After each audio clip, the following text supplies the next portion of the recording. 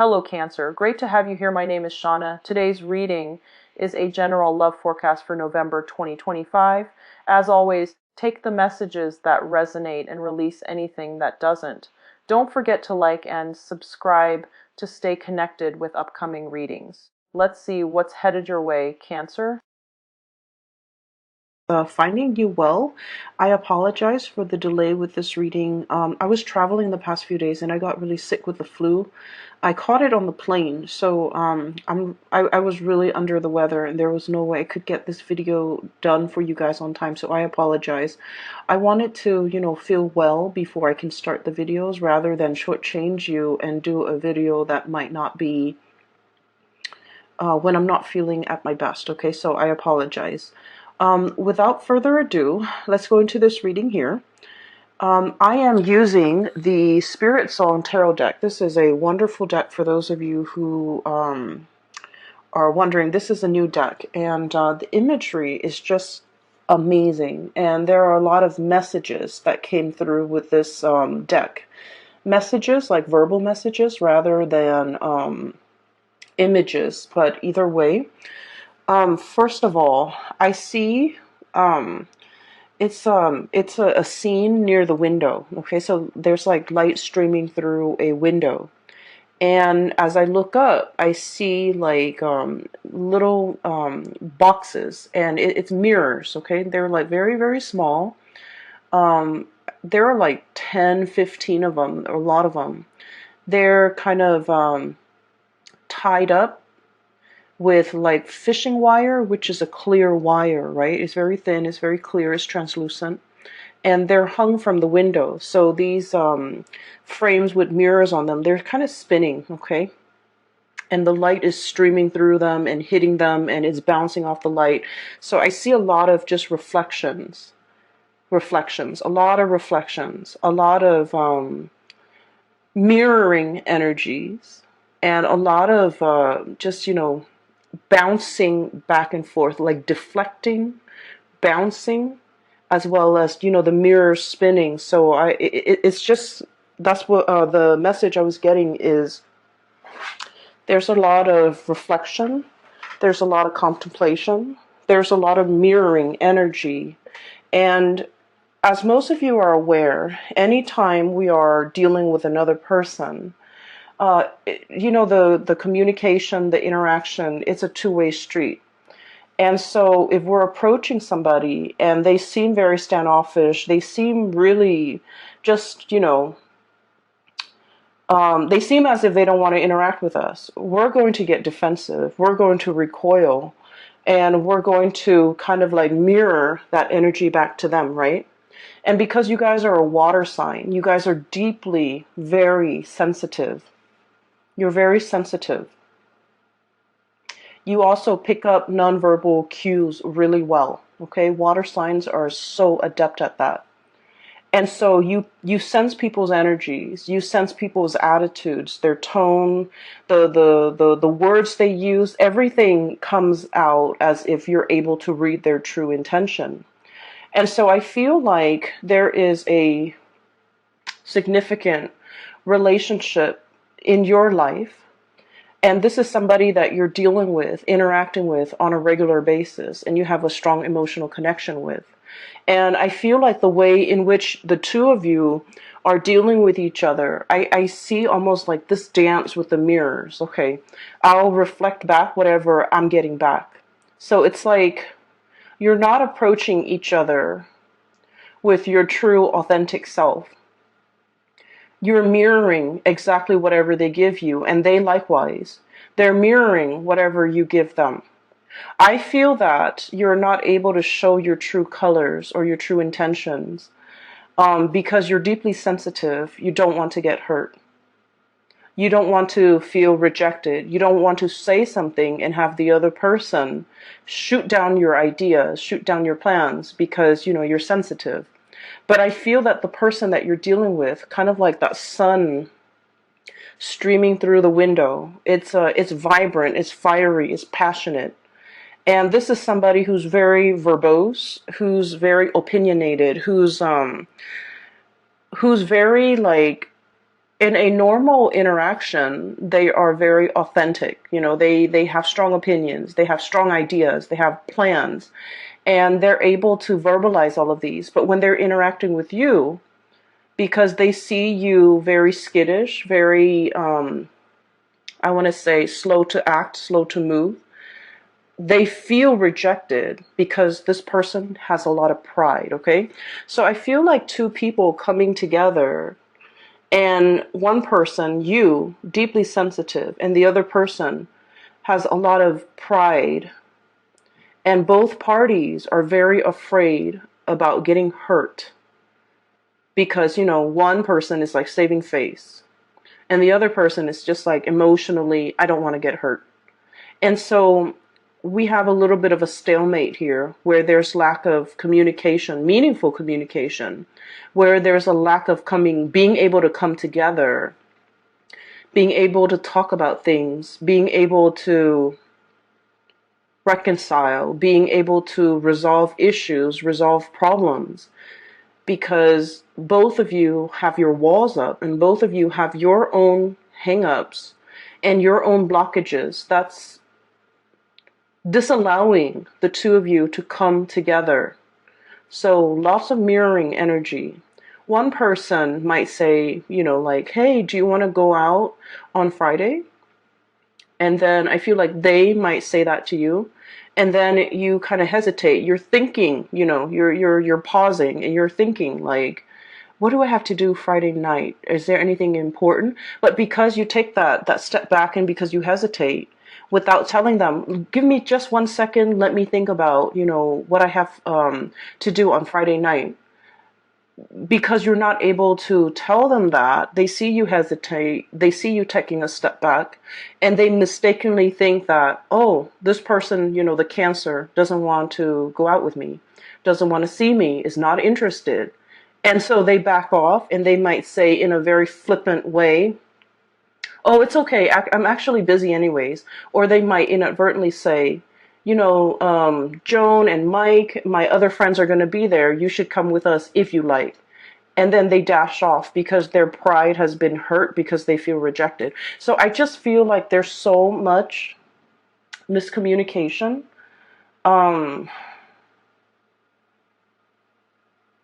And we need to be very aware. And this is not on you because like the energy is mirroring, right?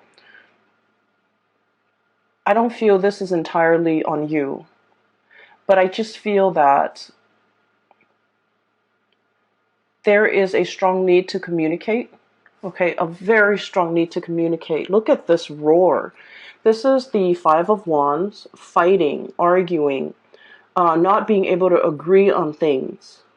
But look at this roar. This is really powerful. This is somebody who's very, very pissed off. This is somebody who has so much to say, and yet, when you look at this card, you feel the frustration, right? You feel the anger. You feel the need to communicate, and yet we're looking at it and we don't hear any noise, right? So this is what I mean. I just feel like there's so much that needs to be hashed out. There's so much that needs to be said. And look at this.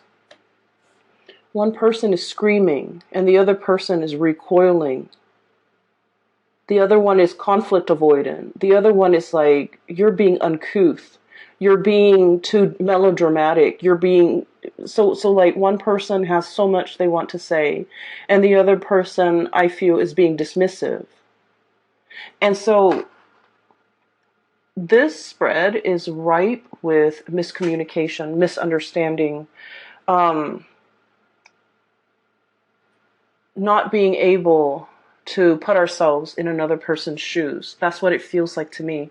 They with you or you with them. And whenever I see that happen, whenever I see a situation or the energies that where one person is not able to understand where the other person's coming from, and one person is, accusatory, like, oh, that person's so melodramatic, that person is such a drama queen, that person like blows things out of proportion, that person is too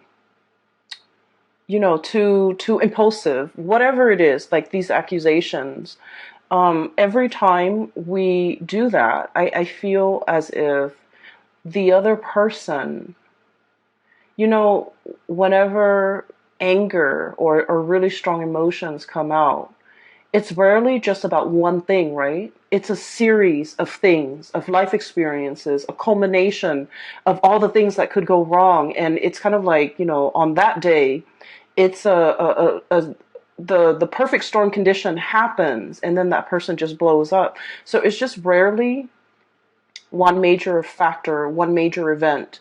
It's a series of things that contributed to this outpouring of really strong emotions. And we can't be dismissive. We have to, begin the process of learning to put ourselves in somebody else's shoes, little by little, day by day, to be able to understand how a series of events have shaped the person that they are, and what we can do in order, given their penchants for possibly blowing up, being very emotionally explosive, or being melodramatic, whatever we want to call it. Those are symptoms of something deeper, right? I'm not asking you to be a psychiatrist. I'm not asking you to be anybody's therapist.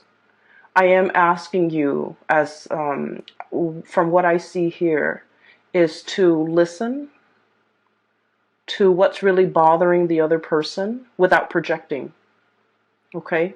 Leaving our preconceived notions at the door when we're dealing with this situation, so that we can really hear what the other person is trying to say to us. And I mentioned before, you guys are deeply sensitive.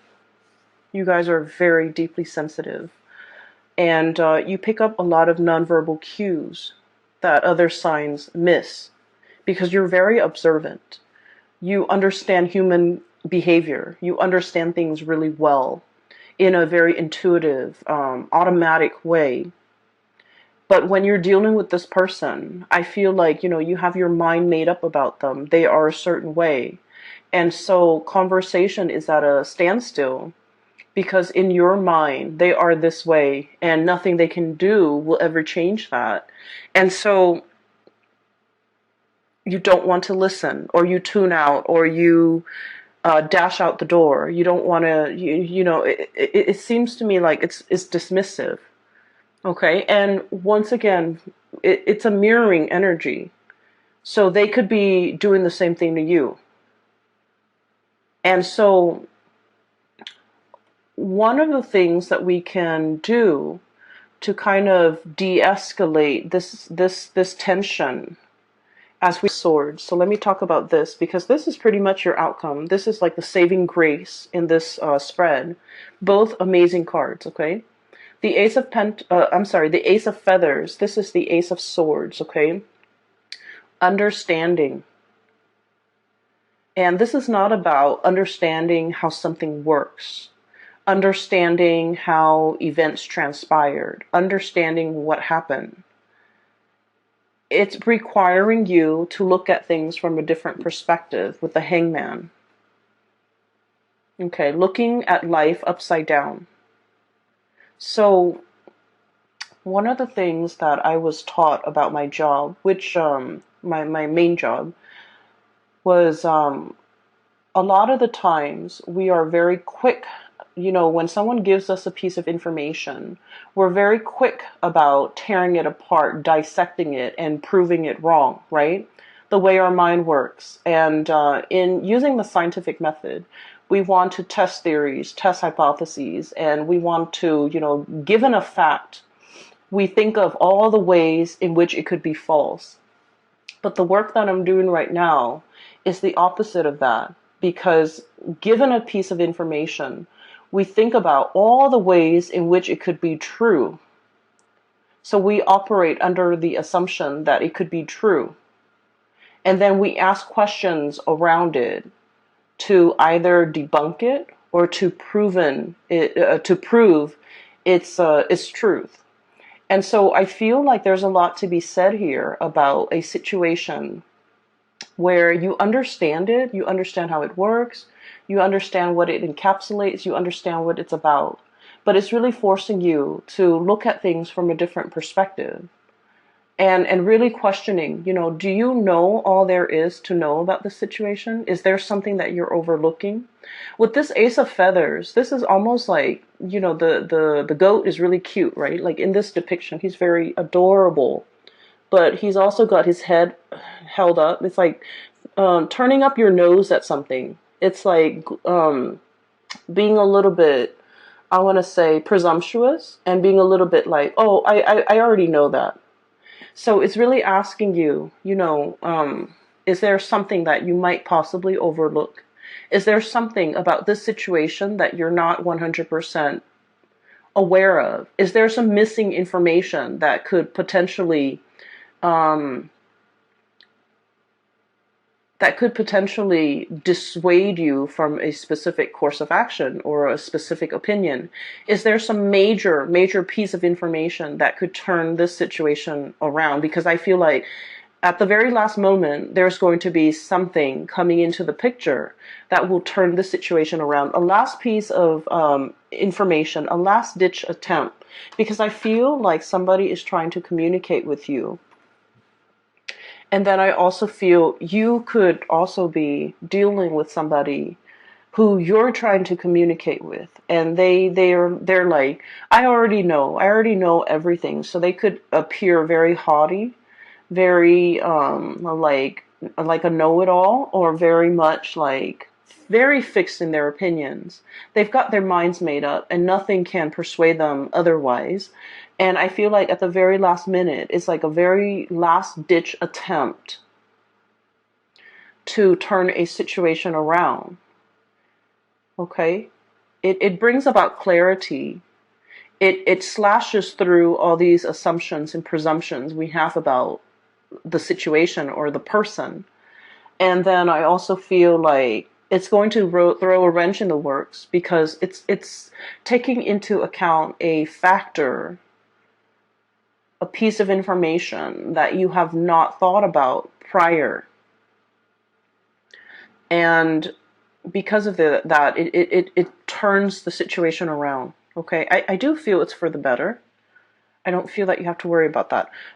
There is another message, or another image there was another image that came through when I was shuffling. So let me talk about it really fast, because I feel like it's echoing the same theme, but maybe it might apply for some of you. I see this baby. He's a little boy.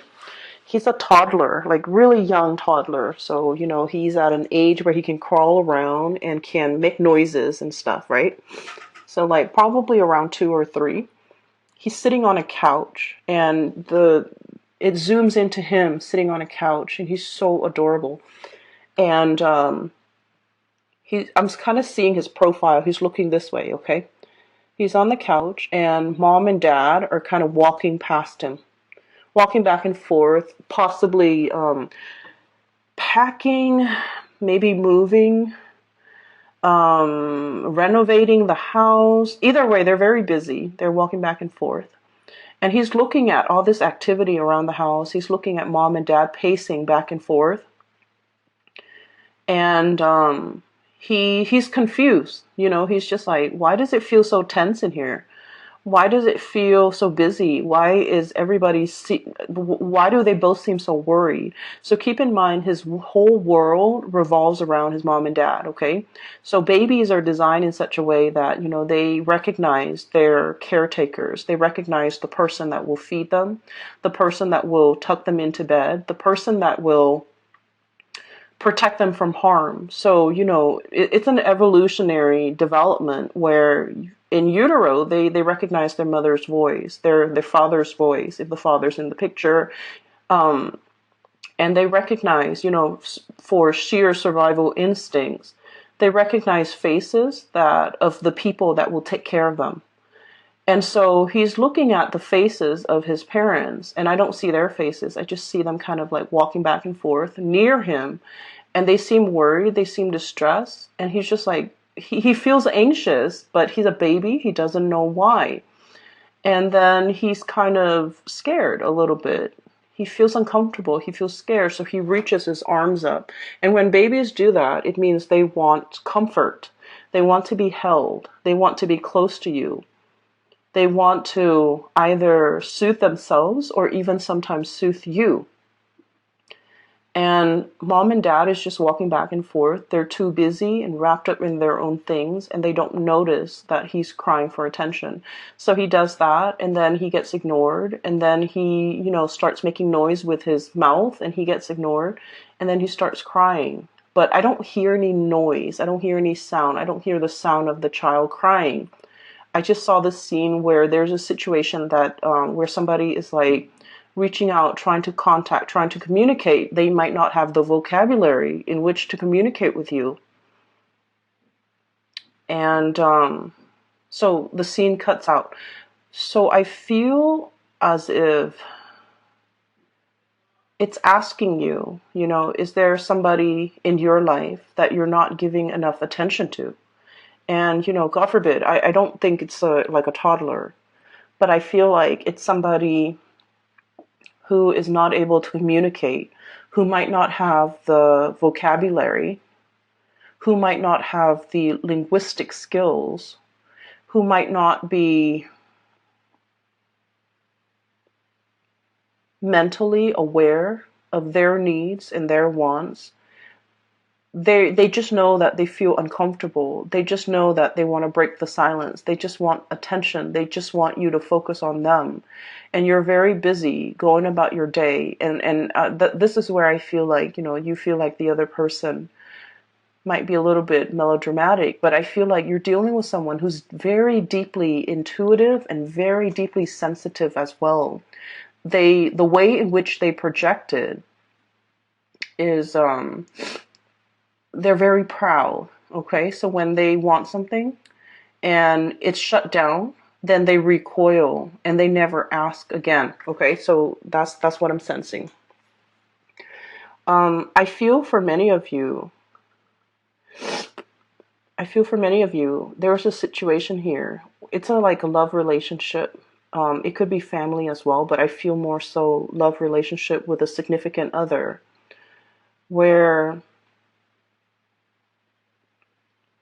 one person might want to be, intimate, and the other person's very busy. And then the person that wants to be intimate asks, like, hey, let's spend the night together.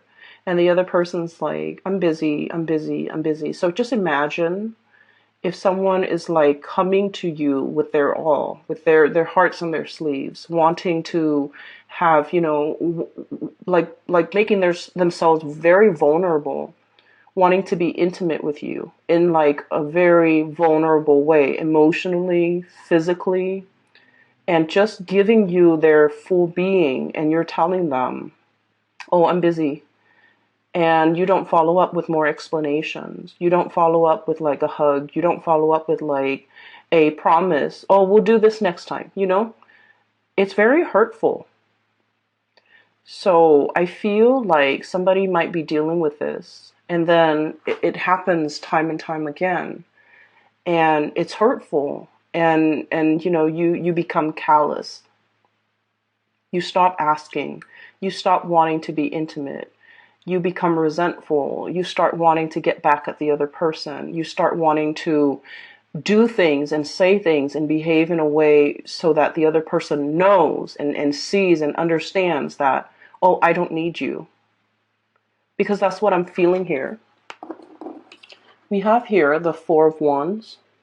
This is a family situation, but what I'm seeing here is this is turning away.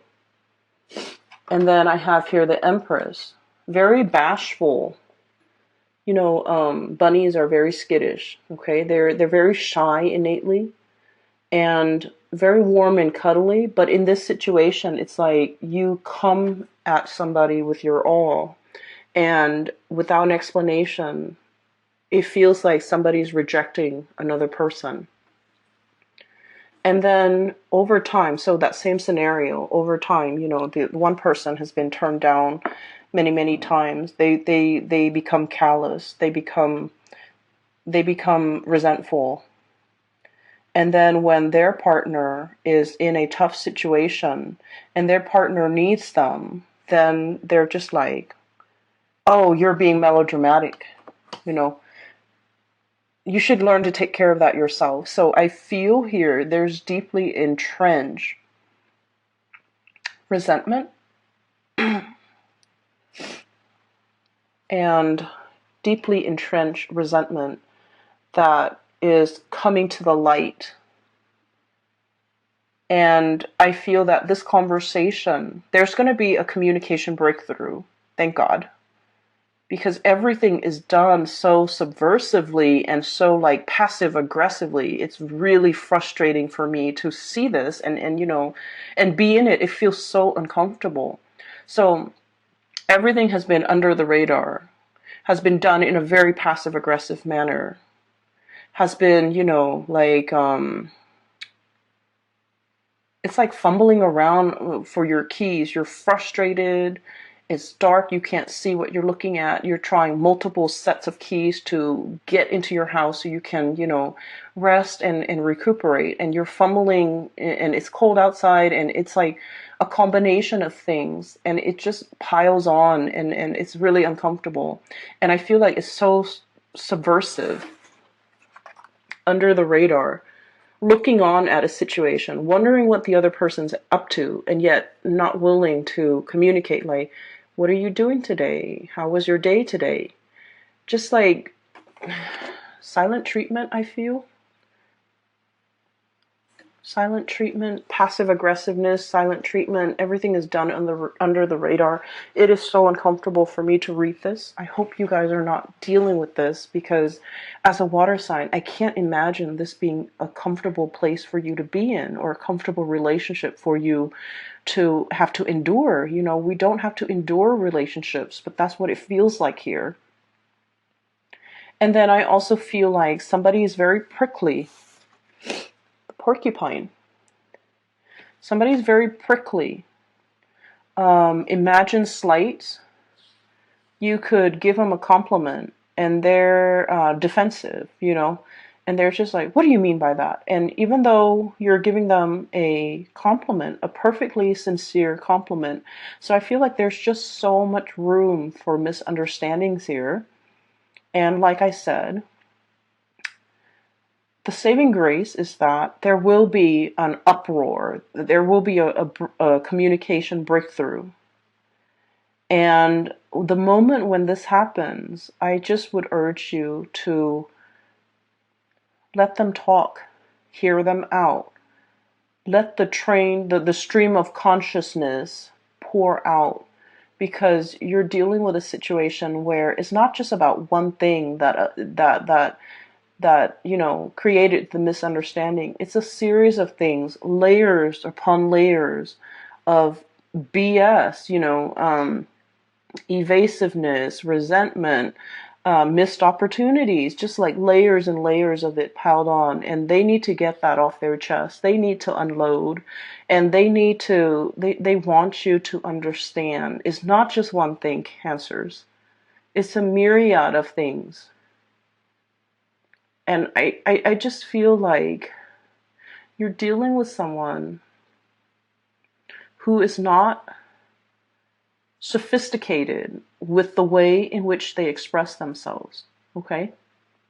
So let's just say, and let me explain what that means. I don't want cross watchers to get offended, but this is what I want to say, especially if you're a cross watcher and you're a fire sign. Lack of sophistication when it comes to communication.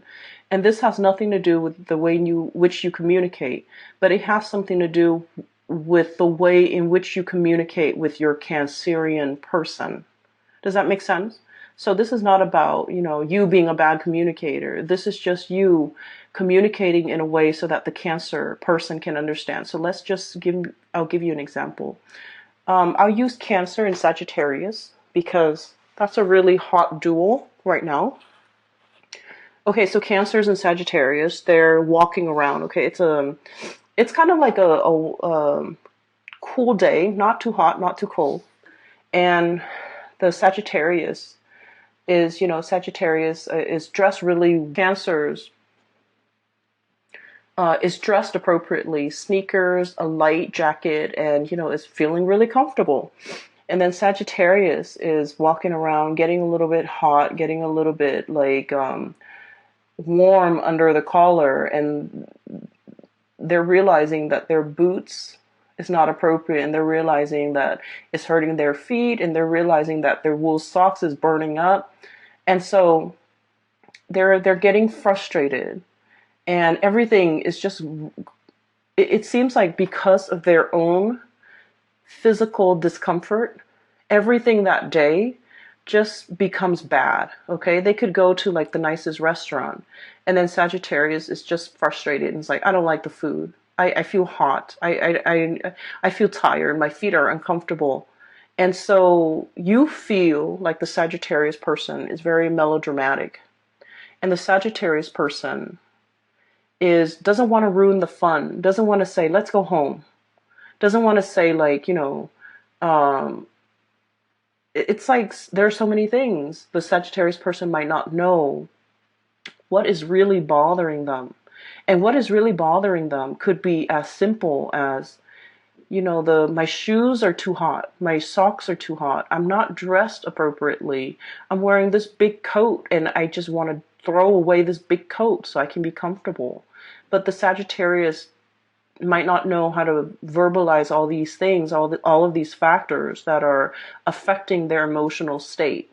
And so when they are upset, they just lash out, like they're frustrated and they're angry, and they're picking at the things that's right in front of them rather than getting to the root of the problem. Okay? And so I feel like, this lack of sophistication when it comes to being able to know exactly what's bothering us. What is the root of the problem? And like I said, I mean, in their defense, it's like it's a lattice, like a lattice on a pie, layers upon layers of things over the years, just piling on. And, I feel like one person is not able to forget all of the slights, all of the hurts, all of the rejection, all of the times in which the other person made us feel this little. And they hold on to that resentment. And so I do urge you to be patient with whoever it is that you're dealing with. And if you are a cross watcher, I do urge you to be very patient with your Cancerian person, because I feel like there's a very important conversation that needs to be had. Temperance, we have patience. Things are not always black and white, okay? Layers upon layers. Okay, things are not always just clear cut. Some people don't see things in black and white. Some people are just like, let's make allowances for gray areas. Let's, in the real world, things are rarely neatly compartmentalized in their equivalent parts like this. So this is sort of like, give and take. I say one thing, you say another. We both try to hear each other's side of the story, and being patient as well.